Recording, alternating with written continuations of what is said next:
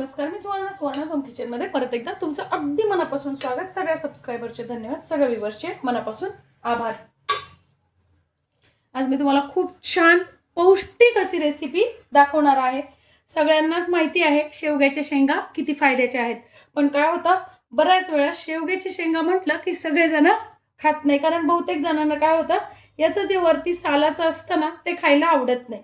तर मी आज अगदी सुंदर अशी भाजी तुम्हाला दाखवणार आहे की जे तुमच्याकडे जे खात नाही ना ते पण आवडीने खातील। तर बघा मी काय केलेलं आहे, शेवग्याच्या शेंगा पाव किलो या शेंगा आहे, म्हणजे 5 शेंगा या होत्या।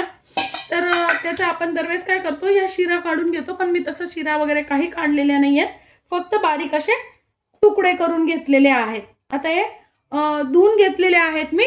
आता आपल्याला हे कुकरला 2 शिट्ट्या करून घ्यायचे आहेत। बघा थोडंसं पाणी मी टाकलेलं आहे, अगदी थोडंसंच टाकलेलं आहे, अर्धा ग्लास।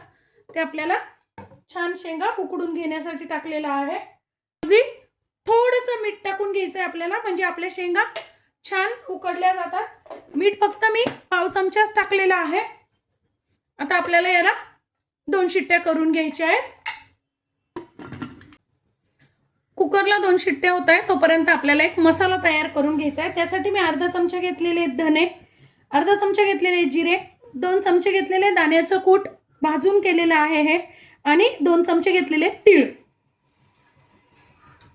आता यातच टाकायचं आपल्याला अर्धा चमचा हळद,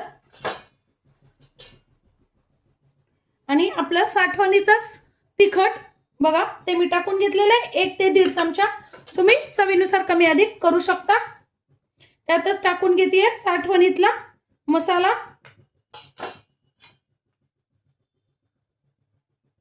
थोडासा मी टाकला काळा मसाला आणि थोडासा टाकला मी गोडा मसाला, तुम्ही तुमच्या चवीनुसार कमी अधिक करू शकता।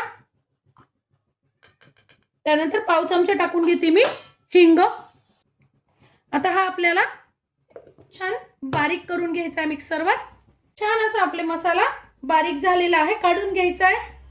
आणि याच भांड्यात आता मी 2 टोमॅटो घेतलेले आहेत, आपल्याला टोमॅटोची प्युरी करून घ्यायची आहे, बारीक करून घ्यायची आहे एकदम टोमॅटोची प्युरी। तर त्यात पण मी टाकून घेते 1 चमचा तिखट, म्हणजे कलर खूप सुंदर येतो भाजीला। छान अशी आपली प्युरी पण तयार आहे, तिखट टाकल्यामुळे खूप सुंदर असा कलर आलेला आहे। आता बघा आपल्या शेंगा 2 शिट्ट्या केल्या मी, मस्त उकडलेल्या आहेत एकदम, बघा छान उकडलेले आहेत। कुकर मधून काढून घेतलेले आहेत आणि आपल्याला हे आता अशा नितरून घ्यायच्या आहेत आणि पूर्णपणे थंड होऊ द्यायचे आहेत। जेव्हा तुम्हाला डब्याला करायचं असेल ना तेव्हा तुम्ही ही सगळी प्रक्रिया रात्री करून ठेवली ना तरी काही हरकत नाही। हे पाणी आपल्याला फेकून द्यायचं नाहीये, कारण हे पाणी खूप पौष्टिक आहे। आता बघा आपले शेंगा छान गार झालेले आहेत। आता आपल्याला काय करायचं आहे, उकडल्या पण मस्त आहेत एकदम, हे बघा एकदम सोपं आहे। थोडासा हाच एक त्रास आहे आपल्याला, पण मग कोणीही खायचा कंटाळा करत नाही अजिबात। आपण शिरा पण काढलेल्या नव्हत्या, बघा पूर्ण गर व्यवस्थित असा चमच्याने आपल्याला काढून घ्यायचा आहे, अजिबात शेंगेला गर राहत नाही।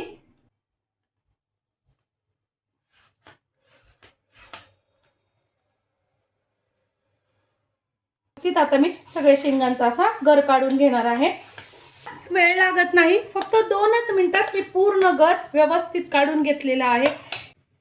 आता बघा फोडणीपुरतं तेल मी टाकून घेतलेलं आहे। तेल छान तापलं की आपल्याला टाकून घ्यायचं आहे अर्धा चमचा मोहरी,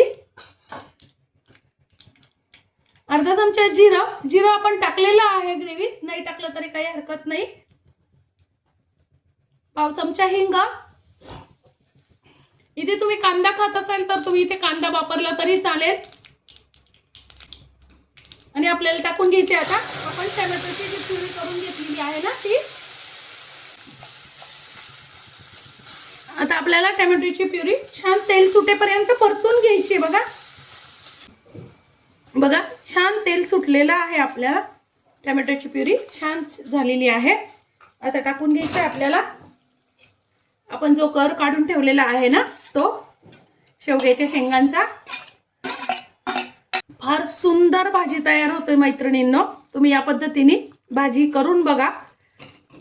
आता पाणी टाकून घ्यायचं आपल्याला, पाहिजे तसं, तुम्हाला घट्ट पातळ कशी आवडती तसं तुम्ही पाणी टाकून घ्यायचं आहे। मी जे शेवग्याच्या शेंगांचं आपण पाणी बाजूला ठेवलेलं होतं ना, तेच हे पाणी आहे. तुम्हाला जशी आवडती घट्ट पातळ तशी तुम्ही पाणी घालून घ्यायचं आहे. आता टाकून घ्यायचं आहे आपण तयार केलेला मसाला. बघा, मी सगळा मसाला टाकून घेतलेला आहे, कारण आपण त्या प्रमाणातच केलेला होता. मी थोडासा गूळ टाकून घेणार आहे, ऑप्शनल आहे, छान लागतो, टाकून बघा. अर्धा चमचा मीठ तुम्ही चवीनुसार कमी अधिक करू शकता, कारण आपण शेंगा उकडताना थोडंसं मीठ टाकलेलं होतं. अगदी मीडियम गॅसवर उकळू द्यायची आहे. एक उकळी झाली की आपली भाजी तयार आहे. बघा, अर्धा चमचा मी टाकून घेते कसुरी मेथी, थोडीशी टाकून घेते मी कोथिंबीर, आणि बघा मस्त अशी आपली भाजी तयार आहे. तुम्ही या पद्धतीने शेवग्याच्या शेंगाची भाजी बनवून बघा, खूप सुंदर अशी आपली भाजी तयार होते. या पद्धतीने जर तुम्ही भाजी बनवली ना, कुणीही खाण्याचा कंटाळा करणार नाही. मस्त अशी आपली भाजी तयार आहे. आजची माझी ही रेसिपी तुम्हाला कशी वाटली कमेंट्समध्ये नक्की सांगा. तुम्ही कशी भाजी बनवता तेही मला सांगा. आणि जर चॅनलवर नवीन असाल तर चॅनलला लाईक, सबस्क्राईब आणि शेअर करा. धन्यवाद.